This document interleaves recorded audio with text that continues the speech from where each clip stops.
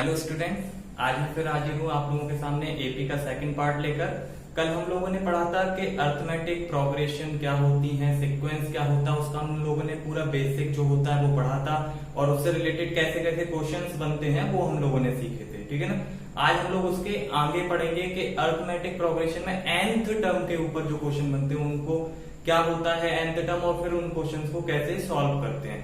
तो वीडियो आगे बढ़ने से पहले मैं आप लोगों को पहले कल का थोड़ा सा रिकॉल करा देता हूँ। कल हम लोगों ने पढ़ा था कि अर्थमेटिक प्रोग्रेशन में कोई एक सीक्वेंस होता है A1, A2, A3 dot dot dot AN तक अगर कोई एक सीक्वेंस है तो इसमें ये फर्स्ट टर्म है, ये सेकंड टर्म है, ये थर्ड टर्म है और ये nth टर्म है। और इसको हम अर्थमेटिक प्रोग्रेशन कब बोलते थे?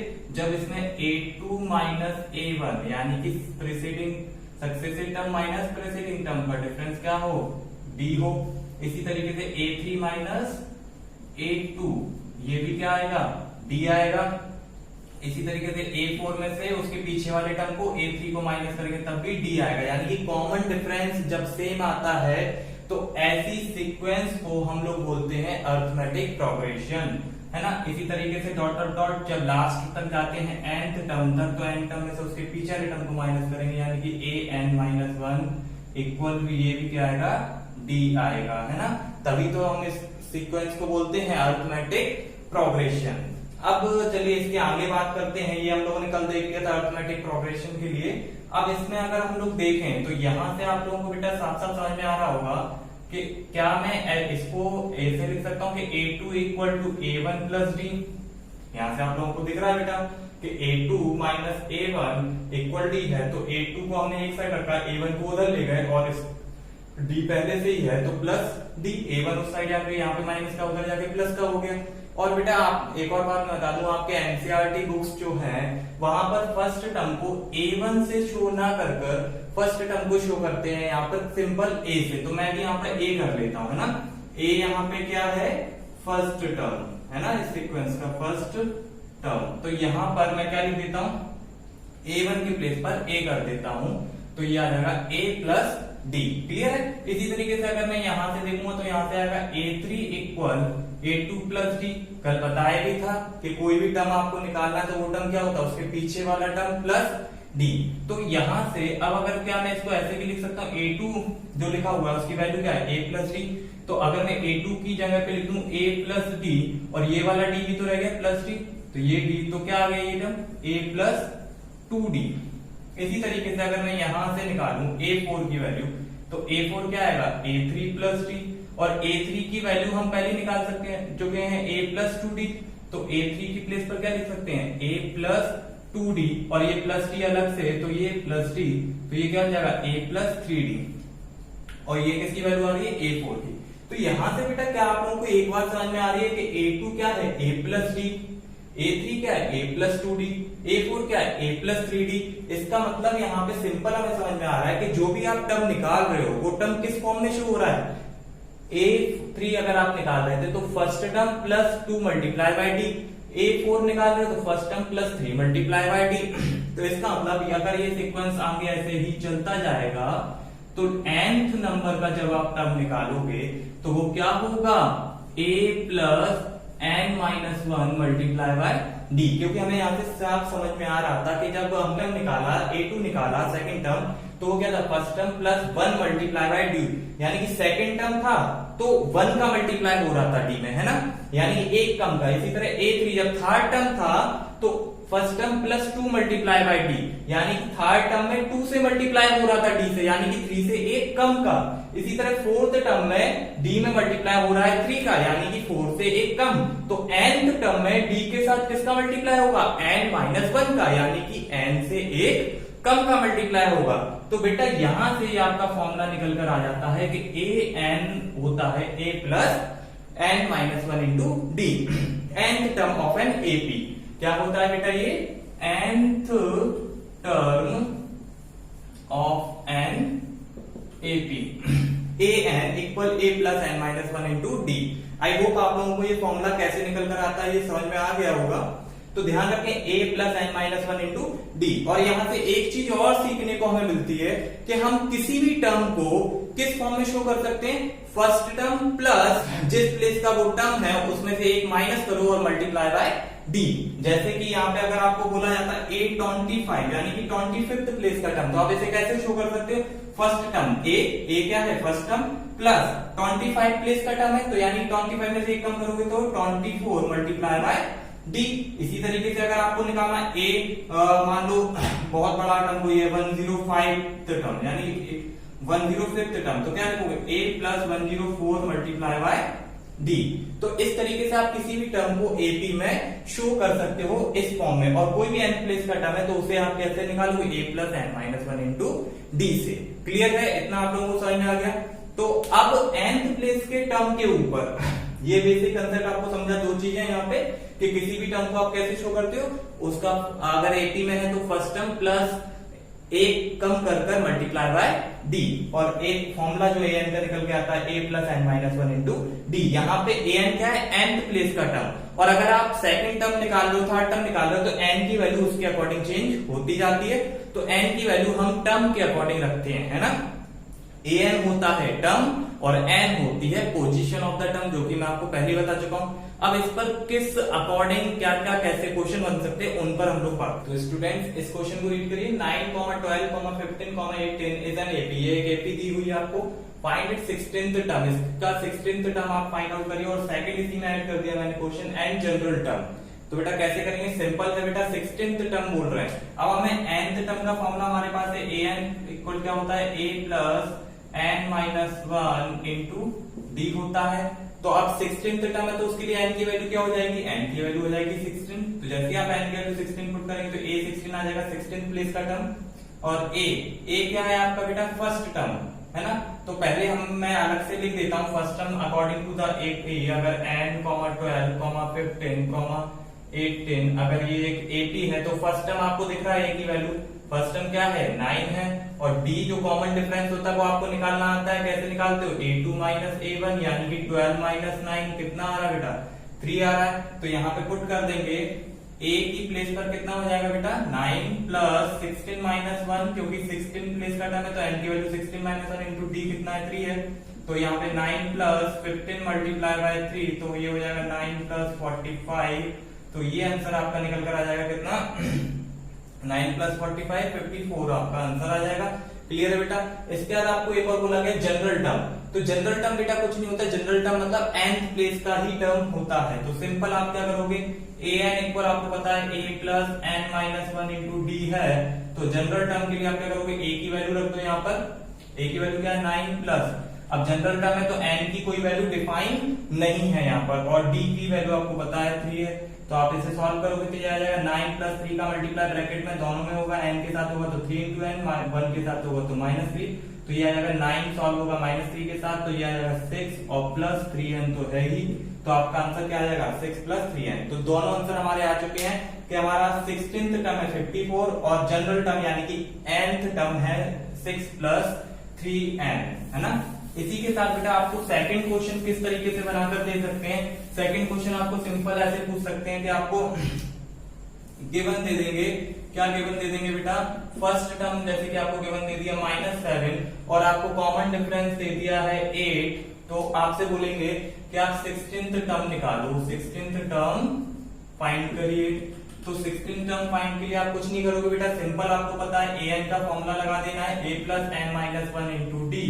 n की प्लेस पर 16 पुट कर देंगे, a की प्लेस पर -7 और d की प्लेस पर 8 और आपका आंसर आ जाएगा, है ना। और इसी तरीके से आगे और क्या दे सकते हैं क्वेश्चन, आगे क्वेश्चन दे सकते हैं जैसे कि अगर वो पहले से ही आपको an की वैल्यू दे दें, an मान लो उन्होंने पहले से दी है 115 और आपको a की वैल्यू दे दी है 5 और आपसे अब पूछेंगे कि आप d निकालो। तो सिंपल है बेटा, an इक्वल आपको 115 दिया है और मैं हमेशा बताता हूं कि जो वैल्यू आपको दी, अगर आपको उसका फॉर्मूला भी पता है तो वो वैल्यू अपने फॉर्मूले के इक्वल हो जाती है। तो an इक्वल दिया है 115 और an का फॉर्मूला हम लोग जानते हैं क्या होता है, a plus n minus one into d. Clear है बेटा। तो इक्वल हो जाएगा 115 और यहाँ पे देखो an आप यहाँ पे a की वैल्यू हम लोग पुट कर देंगे, n की वैल्यू हमें नहीं पता है ना, क्वेश्चन में n की वैल्यू भी गिवन होगी। तो मान लो n की वैल्यू हमें क्वेश्चन में गिवन है, क्या गिवन है, n की वैल्यू 7 गिवन है मान लीजिए, है ना। तो n की वैल्यू हमें क्वेश्चन में क्योंकि गिवन होनी ही चाहिए, n की वैल्यू 7 नहीं, यहाँ पे हम लोग लेट कर लेते 6 है ना। n की वैल्यू आपको गिवन है जो कि 6 है और कॉमन डिफरेंस आपको निकालना है, ठीक है। तो अब आप यहाँ पे a यानी कि फर्स्ट टर्म रख देंगे, कितना है 5 प्लस n की वैल्यू 6, तो 6 माइनस 1 इंटू डी आपको निकालना, तो डी तो डी रहने दो, 115 आपको पता ही इक्वल में है। तो यहाँ पे 5 उस तरफ जाएगा तो माइनस हो जाएगा, यहाँ पे 6 माइनस 1 इंटू 5 इंटू डी बचेगा और उधर 115 माइनस 5 हो जाएगा, तो ये हो जाएगा 110 और यहाँ पे 5 मल्टीप्लाई बाय डी है तो 5 मल्टीप्लाई में उधर जाके डिवाइड में चला जाएगा, तो ये आ जाएगा आपका कितना 22। तो डी की वैल्यू कितनी आ गई हमारी 22। तो इस तरीके से भी आपको दे सकता है कि an टर्म पहले से गिवन होगा, फर्स्ट टर्म गिवन होगा और n की वैल्यू गिवन होगी तो d पूछेगा। इसमें और भी क्वेश्चन बन सकते हैं, जैसे an दे दिया, a दे दिया और d भी दे दिया, तो फिर क्या पूछेगा n निकाल लो। यानी कि आपको देखो फॉर्मूले में कितने टर्म्स हैं, a है, n है, d है और an होता है ना। तो इनमें से बेटा कोई भी 3 वैल्यू आपको गिवन होगी और एक वैल्यू आपसे पूछ रहे होंगे, तो आप सिंपल ये फॉर्मूला पुट कर और जो वैल्यू आपको गिवन है उन्हें पुट कर दो और फिर सॉल्व कर लो, तो जो अननोन है वो निकल कर आ जाएगा, है ना। अब जैसे कि यहाँ पे आपको एक और क्वेश्चन दिख रहा है, how many terms are there in the sequence 15, 30, 45 240। अब आपको इसमें बताना है कितने टर्म्स हैं। तो आप यहाँ पे क्लियर समझ लीजिए, जब आपको बोला है 16th टर्म निकालना है तो आपको 16 प्लेस का टर्म निकालना होता है। अब आपसे पूछा जा रहा है कि इसमें कितने टर्म्स है, तो टोटल नंबर ऑफ टर्म्स निकालने हैं कि कितने नंबर ऑफ टर्म्स इस एपी में हैं। मतलब कि जो लास्ट टर्म है उसका नंबर क्या है, अगर मैं आपको सिंपल बात बोलूं, क्योंकि लास्ट प्लेस पर जो टर्म होगा वो उसकी जो पोजीशन होगी उतने ही टोटल टर्म्स होंगे किसी एपी में। जैसे कि एग्जांपल अगर मैं दूं, यहाँ पे लिखा है 5, 10, 15, 20 प्लस 25। तो अब आप इसको बताओ मेरे को इसमें कितने टर्म्स हैं, तो कितने 1 2 3 4 5 और 5 टर्म्स है एपी में। और 5 टर्म हम कैसे पता चल रहा है, क्योंकि लास्ट प्लेस पर जो 25 है उसकी प्लेस है 5th, है ना। तो ये 5 टर्म है, तो यानी कि लास्ट टर्म की जो प्लेस होती है उतने ही टोटल नंबर ऑफ टर्म किसी एपी में होते हैं। तो यहाँ पे लास्ट टर्म क्या है हमारा 240, तो हम पता कर लेंगे 240 की प्लेस क्या है, वो किस प्लेस पर है, तो जिस प्लेस पर वो होगा उतने ही टर्म से एपी में होंगे। तो सॉल्यूशन में मान लेंगे लेट के nth टर्म है, लेट क्या कर लेंगे कि n टर्म्स है, let to AP has n terms, है ना। एपी में कितने टर्म है, n टर्म है। तो अब बेटा आपका 240 क्या होगा, सो 240 इज nth प्लेस का टर्म होगा, nth प्लेस टर्म, क्लियर है। 240 जब nth प्लेस का टर्म है तो आपको क्या होगा बेटा an इक्वल 240 और an की वैल्यू हमें पता है पहले से क्या होती है, a plus n minus 1 into D equal 240। अब देखो सीरीज में आपको पहले से दिख ही रहा है कि यहाँ पे फर्स्ट टर्म यानी कि a की वैल्यू कितनी आने वाली है 15 प्लस n माइनस 1, n पता नहीं है तो n रहेगा इंटू डी। डी की वैल्यू आप डायरेक्ट निकाल दो, यहाँ से निकाल कर आप शो कर देना क्वेश्चन में क्या होती है a2 माइनस a1, तो मैं डायरेक्ट कर रहा हूँ यहाँ पे a2 30 माइनस 15 कितना आने वाला है 15 आने वाला है इक्वल टू 40। अब वही सेम n माइनस 1 इंटू 15, अब 15 उधर जाएगा तो माइनस का हो जाएगा, तो 240 माइनस 15, 240 माइनस 15 हो जाएगा यहाँ पे और यहाँ पे रहेगा n माइनस 1 इंटू में है 15, तो अब उधर जाके 15 क्या आ जाएगा डिवाइड में आ जाएगा और उधर बच क्या रहा है हमारे पे हमारा 240 माइनस 15 यानी कि 225। तो 15 को 225 से डिवाइड करेंगे कितना आएगा यहाँ पे बेटा 15 ही आएगा, 15 का 15 टाइम होता है 225 और यहाँ पे n माइनस 1, तो माइनस 1 उधर जाएगा तो क्या हो जाएगा बेटा प्लस 1, तो n इक्वल क्या आ जाएगा 15 प्लस 1 इक्वल कितना हो जाएगा 16। तो इस एपी में कितने टर्म्स है बेटा टोटल 16 टर्म्स हैं। सो एपी हैज 16 टर्म्स। इसी तरीके से सेम एक क्वेश्चन इसी को ऐसे बोल देते ये लोग क्या बोल सकते थे इसी क्वेश्चन को सेम अगले पॉइंट ऑफ व्यू से क्या बोल सकते हैं कि आपको ये एपी आपको ये सीक्वेंस दे देगा और आपसे बोलेगा कि 240th किस प्लेस का टर्म है, 240th जो है वो किस प्लेस का टर्म है। तो आप वही मानोगे कि 240 क्या है, nth प्लेस का टर्म है और n की वैल्यू निकाल दोगे तो पता चल जाएगा वो किस। अब यहाँ पे आपके सामने एक और क्वेश्चन है that how many 3 digit numbers are divisible by 7, यानी कि 7 से डिवाइड होने वाले कितने 3 डिजिट नंबर्स होते हैं, हाउ मेनी कितने होते हैं। तो आपको यहाँ से सिंपल पहले तो ये समझ में आ गया कि हमें यहाँ पे n की वैल्यू निकालनी है, क्योंकि हमें पोजीशन निकालनी है, कितने नंबर्स होते हैं, नंबर्स पूछ रहे हैं आपसे कितने नंबर्स होते हैं, है ना। तो अब इसके लिए आप लोग कैसे सॉल्व करेंगे, सबसे पहले तो आपको पता है 3 डिजिट नंबर तो 7 से जो डिवाइड होते हैं उनकी बात चल रही, तो हम 7 से पहले सबसे छोटा 3 डिजिट नंबर कौन सा डिवाइड होता है वो फाइंड आउट कर लेते हैं। तो आपको पता है बेटा 7 से सबसे छोटा 3 डिजिट नंबर कौन सा होता है जो डिवाइड होता है 7 से, है ना। तो वो नंबर आपका क्या होगा 105 होता है ना। Least 3 digit number which is divided by 7। अगर आपको नहीं आता है तो आप क्या कर सकते हो, आपको पता है बेटा कि सबसे छोटा टर्म 3 डिजिट क्या होता है 100 को 7 से डिवाइड करके देखो कितनी बार जाता है, ये 7 से 1 टाइम जाएगा यहाँ पे और फिर ये जाएगा कितना 3 रिमाइंडर बचेगा 30 हो जाएगा 28 4 टाइम चला जाएगा, है ना। रिमाइंडर कितना हो जाएगा 2। ओके तो आपको पता है बेटा 7 से 14 टाइम डिवाइड होता है तो रिमाइंडर बच रहा है 2, यानी कि 14 टाइम जो 7 का होता है वो 100 से कम होता है। तो 15 टाइम जो होगा 7 का वो 100 से ज्यादा होगा, तो 7 का 15 टाइम्स करके देख लो, यहाँ पे आएगा 105। तो ये सबसे छोटा नंबर है 3 डिजिट जो 7 से डिवाइड होता है, ठीक है ना। अब आपको पता है 7 के मल्टीपल है तो आगे वाला नंबर क्या होगा 112, उसके आगे वाला नंबर क्या होगा 119 और डॉट करके लास्ट वाला टर्म भी आप इसी तरीके से निकाल लो। लास्ट टर्म कैसे निकालोगे, आपको पता है 3 डिजिट नंबर सबसे बड़ा 3 डिजिट नंबर क्या होता है 999, तो उसको 7 से डिवाइड करके देख लो 999 को 7 से जब आप डिवाइड करोगे तो 999 को तो ये कितना आएगा 7 से 1 टाइम 2 और रिमाइंडर 2 9 28 रिमाइंडर बचेगा 1 9 और यहाँ पे 4 टाइम यहाँ पे ये जाएगा 14 और रिमाइंडर बचेगा 5, यानी कि 99 को डिवाइड करने पे रिमाइंडर बच रहा है 5, यानी कि जो भी टर्म जो फिक्स टर्म जो 7 से डिवाइड होता है वो इससे 5 अभी 999 क्या है उससे 5 बड़ा है, तो 999 में से 5 को सब्ट्रैक्ट कर दो तो आएगा हमारा 994। तो 994 बेटा हमारा वो टर्म होगा जो 7 से डिवाइड होता है। तो ये सबसे बड़ा नंबर है 3 डिजिट का जो 7 से डिवाइड होता है। तो इस तरीके से हम लोग सबसे पहले सबसे छोटा नंबर जो 7 से डिवाइड होता है वो निकालेंगे, सबसे बड़ा नंबर जो 7 से डिवाइड होता है वो निकाल लेंगे।